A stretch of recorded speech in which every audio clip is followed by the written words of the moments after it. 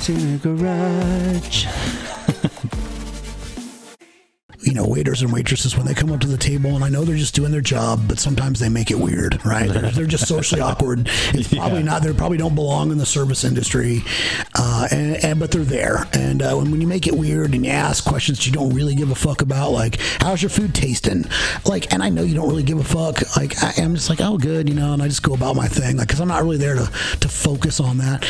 You know, and as a standard, I tip, 20%. I don't pretty much veer off that. It's an unskilled, industry.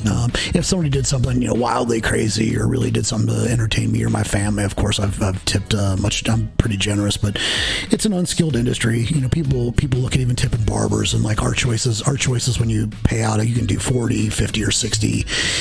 We have people that tip more. We have some that tip lower. You can choose custom. Yeah. But I come from a skilled industry where we do talk about, it's like how much time do you really spend with your waiter? In fact, I just wrote an article about this recently about tipping and what's appropriate. Tipping, here's another part of this, my friend, is that tipping has gotten out of control, right? Oh yeah. I went to Adobe. It's expected everywhere. Yeah, I went like to even Adobe. at fast food joints where they put a tip jar. It's like, for what, man? Like because you walked 10 steps, grabbed my burger, put it in a bag, and handed it to me through a window. It's like tipping. Tipping is everywhere, and what employers are doing is they're paying less, and hoping people put that. But it's cheapening the value of why we tip. We tip because we appreciate something more, right? And for me, 20% is a pretty good general. Like, hey man, you brought my food out on time. I'm happy. Like I ate. Right. I don't really give a fuck if you entertain me or not. And if you were super cool, great, and you were able to get involved. But when I was a waiter and as a bartender especially, because that's really when you start developing, people come to see at your bar, they come to see you and have drinks, and you're talking to them about shit. It's like being a barber, right? In a way,